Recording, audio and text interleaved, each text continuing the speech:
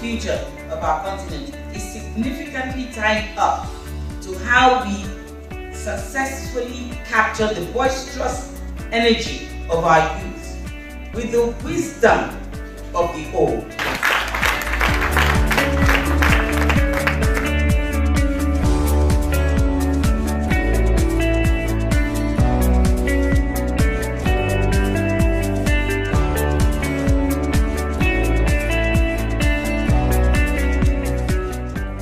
You know, what I've seen from the more recent successes of our program is that when you are trying to reach women with quality care, just having the care there is not enough.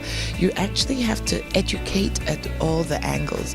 So I think the reason why we're having such good results with the EMONC and the Mamicare is because we have both the EMONC and the Mamicare.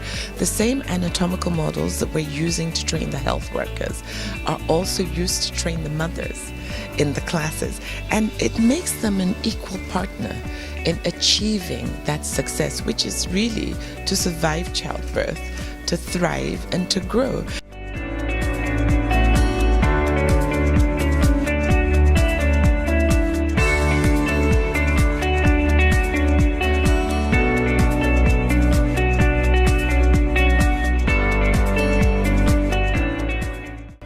What we do is work with people in focus areas of health, in enterprise, leadership and environment as well, but also trying to help them to build sustainable businesses.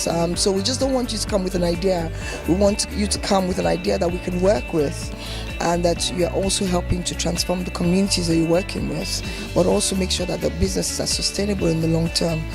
So I think one of the things I've mentioned, that we just don't want passion, we want fulfillment of the passion as well. So that's what we do. Firstly, there has to be a generational transition. I suppose those of us that are older must start making way for the younger generation. I think the way that I had taken advantage as a youth was to get involved.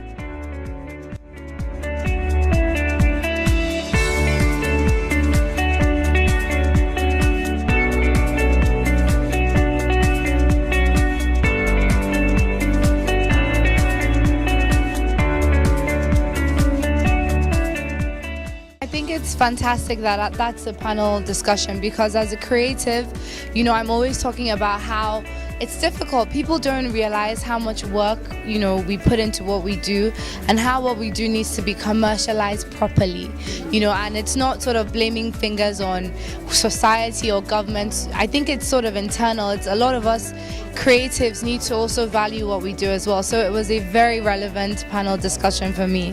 Without any doubt, as I said, we have the talent, we have the resources in terms of human capacity, and our creative industry, even if it is our cultural product that we wear, should definitely, especially during the summer, because people like to see variety, they like to see colorful material.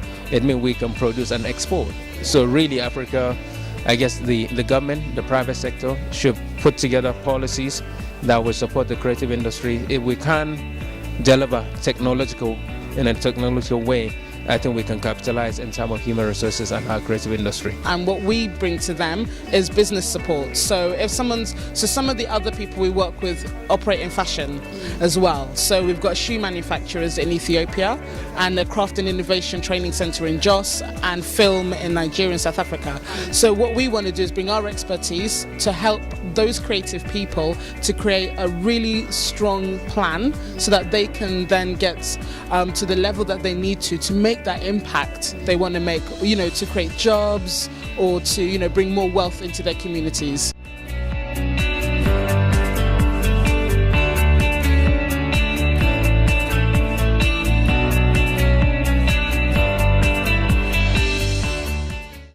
As Africans, our continent has potential. We have a great destiny. But we as the people of Africa have a responsibility to salvage and save that destiny from doom. We have to make an effort with our two hands to rise and make sure that we end violence on our continent. We end unemployment on our continent. We end political crisis on our continent. We end starvation on our continent. And we change the narrative from the Africa of poverty and aid to the Africa of economic prosperity and opportunities, to the Africa where everyone are able to fulfill their potential, and women at the forefront of change and development. And an Africa where young men and women like myself, people of my generation, can take political leadership role without being told that we're too young to run. An Africa where everyone, either the son of the president or the son of the pauper, can have mutual opportunity to actually achieve economic prosperity.